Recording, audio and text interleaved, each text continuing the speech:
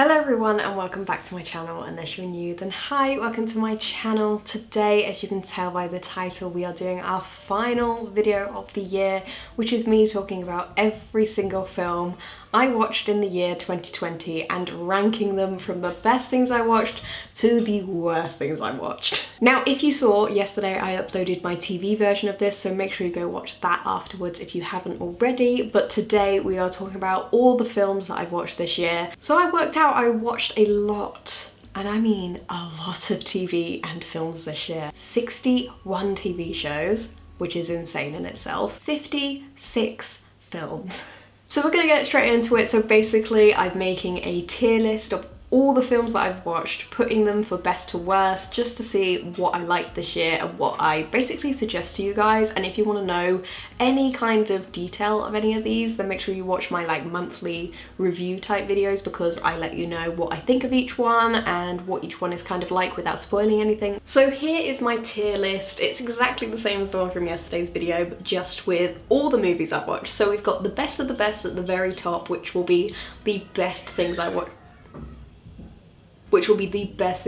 This year out of everything. Then we have great films. These are films that are just really, really good, but not my very, very favourite. We've got the We've also got the it's so bad it's good, for all the really bad things I watched but I absolutely loved. Just bad for all the things that are simply just bad. So the first thing I have here is Call Me By Your Name. Now, I know this is a little bit of a controversial one. A film in itself, I think it's great. I think it's a really lovely film. Next up we have 1917. It's going in the because it's not really my cup of tea. It was a very, very good film. It was filmed beautifully and everything like that, but for me personally, it's just in there. Next we have Death to 2020. Now, I don't know if this really is a film, but it is just a 1 hour thing on Netflix that Charlie Brooker did. So I wanted to put that in here because I love Charlie Brooker. I might put it in It's So Bad It's Good. And the reason being is because this is a complete Mickey of one of those year in reviews things. And it wasn't oh my god, this is filmed amazingly or done amazingly. The writing was really, really good and it was really funny, but I am just gonna put it there because to me that just makes the most amount of sense. We then have 500 Days of Summer.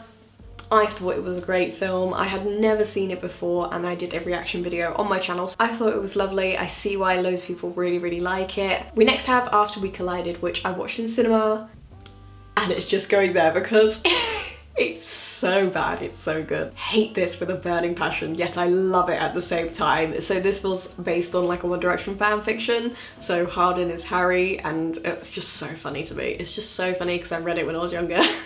Next we have Aladdin. I watched all of the Disney remakes and honestly, they're just gonna go into air. The Avengers. So I've got a few of the Avengers and stuff like that. So we're just gonna go through all those first, wherever they may be, just because that will make most sense, I think. The Avengers, I'm going to put in, I'm so sorry. I've tried really hard to get into it and I think they're fine, but that's as much as I think of them. We've also got Captain America. Not the biggest fan of that, simply because it's so American, and obviously I'm from the UK, I'm British. I don't really understand this dying love for America like some Americans do. We have Guardians of the Galaxy. Honestly, I didn't like it. I'm so sorry to all the Marvel fans. I feel like I'm gonna be killed. Captain Marvel. I thought that was a great film. I think she was one of the better ones. And we have Iron Man as well,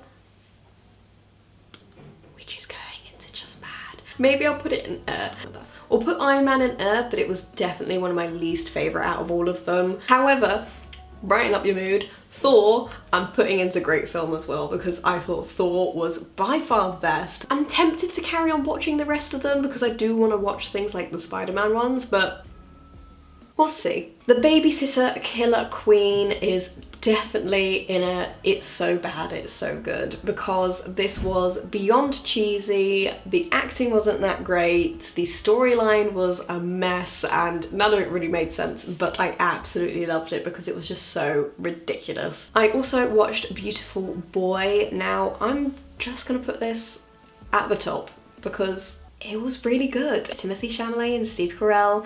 and I love both of them. We then have Beauty and the Beast, the remake, the live action remake. I'm also gonna put that into because honestly, I can't really remember it all that well. We then have Big Hero 6. I'd never seen it before, but everyone's spoken so highly about it.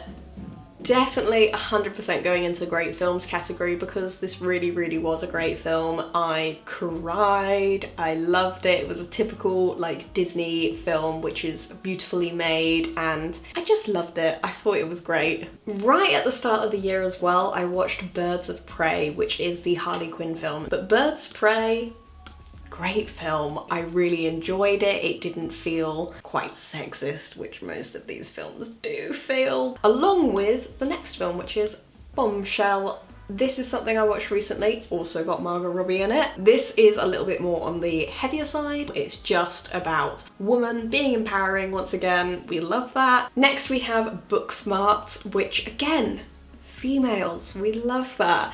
That is going to go into the best of the best because this was one of the best films I watched this year.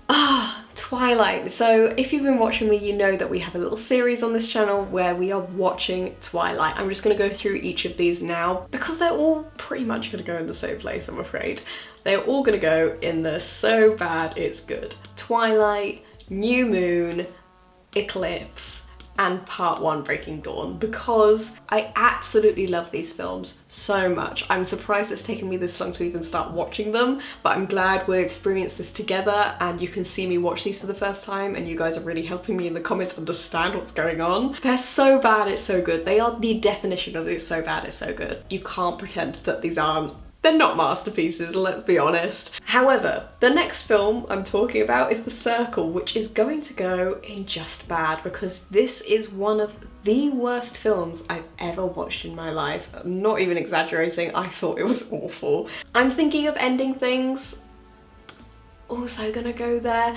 I don't want this to be negative. I love a psychological thriller, I absolutely love them, but this just wasn't it. I even had to Google it afterwards and I still didn't get it after I even like looked up what was going on. Next we have Enola Holmes, which was very much an film in my opinion. It just wasn't my cup of tea, but it was good. Next we have Fighting with My Family, which honestly, that's gonna go in great films. But this is Florence Pugh. I love Florence Pugh so much. I don't really know much about WWE. By much, I mean nothing at all. But this was really, really interesting, really good. You don't have to like wrestling if you want to watch it. No one talks about this film and I think people should because it was really, really good. We have Game Night, which I'm also going to put in great films because this was a great film. The half of it I'm also going to put into great films. I really enjoyed it. It was a nice little buy moment for me, which is always needed sometimes, and it doesn't happen enough in films in my opinion. We go on to The Kissing Booth 2, which is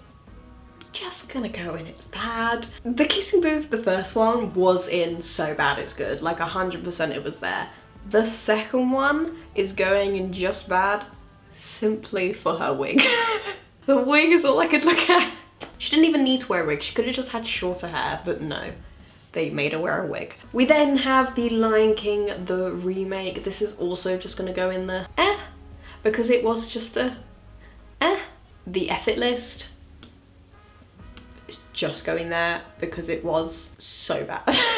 Next we have Little Women. We're going up in the world now, we're getting a bit better, so this is going straight into the best of the best. I didn't think I would like it. I came out absolutely in tears, in love with it. We then have Long Shot, which I'm gonna put in a great film. I love Seth Rogen, I think he's really funny. He writes and makes so many amazing films and he stars in them and I always just think he's amazing. I love Seth Rogen. We then have New Mutants, which is also gonna go into great films because this was a good film. It wasn't the most amazing film, but it was really, really good. The Night Before, another Seth Rogen. This is definitely gonna go into because it really was just a film. Next we have Nocturne. Now I'm gonna put this in great film, but Sydney Sweeney, we all love Sydney Sweeney. I just thought it was a really interesting take of a horror film. Parasite, very clearly going into the best of the best because it was absolutely incredible. This was by far the best thing I watched this year. And if you are thinking of watching it with English dub over it, please don't. Just put subtitles on because you don't even realise it, you just read it and you enjoy it, and it's just amazing. The acting, the story, the whole thing is just so good. Please, please, please watch Parasite. You can tell exactly why they won like all the Oscars. I also watched Pineapple Express, which is another Seth Rogen film. Like I said, I love a bit of Seth Rogen, so he's going straight into great films with this one because this was like his original idea. Next up we have Rebecca. It's just gonna go into just bad. I didn't get this film at all. It was fine. Was it? Oh, I don't think it was actually, because I can't remember how this ended. Next we have On the Rocks. This is just going straight into great films. This was just something we watched in the cinema because it was on and we wanted to support our local cinema. It was great. I mean, it was sweet, it was nice, there was not much of a story to like follow along with, which sometimes is all you want, your brain to just switch off and just watch it and not really have to think all that much. We then have Spider-Man Into the Spider-Verse. Like I said, I'm not really into all this stuff. However, this one is just going straight to the top, the best of the best. I thought it was done incredibly. I thought it was so cool. I liked the animation. I really, really liked it. It just puts a smile on my face because I just thought it was really, really good. Next we have To All the Boys I Loved Before, P.S. I Still Love You. So bad it's good. Just as good as the first one in my opinion. Maybe a little bit better because there's less of Noah. I don't know his name. I do think she made the wrong decision. Very angry about it. Next we have The Vivitch. This seems to be one of the only horror films on this. But it's going into great films because it was a great film. This was really, really good. So we've got What If, which is a film with Daniel Radcliffe, and I've never seen him in anything but Harry Potter, so I wanted to give it a go. And this is just gonna go in there because it wasn't bad, it wasn't great, it was just something to put on. Next we have Work It, which came out on Netflix, and I did film a video for it, but it got copyrighted so hard I could just never upload it. But I did like it. It's going, oh, or maybe it's so bad it's good. Yeah, it's definitely gonna go there. I put it in great films and I looked at it with all the rest of them and I thought, no. It was so bad it's good, it's just your classic. We've then got Yes, God, Yes, which, where do I put this? I think I'm gonna have to put it in just bad. I hate being negative. I hate being negative so much, but it just wasn't it. It could have been better, but it was just a little bit too uncomfortable for me. And the final film we have on here is Soul, which I watched on Christmas Day. I loved this.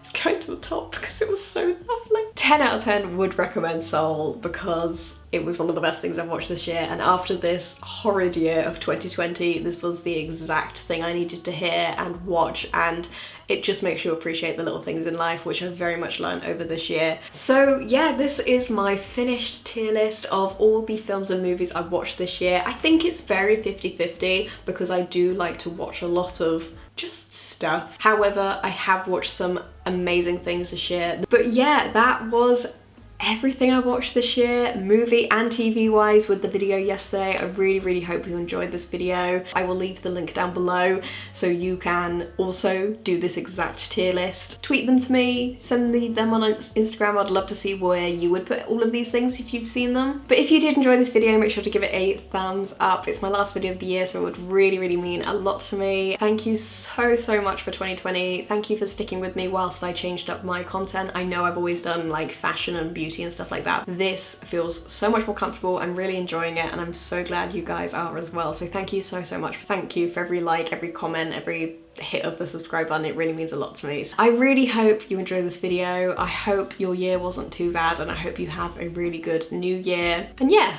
I will see you in the next one.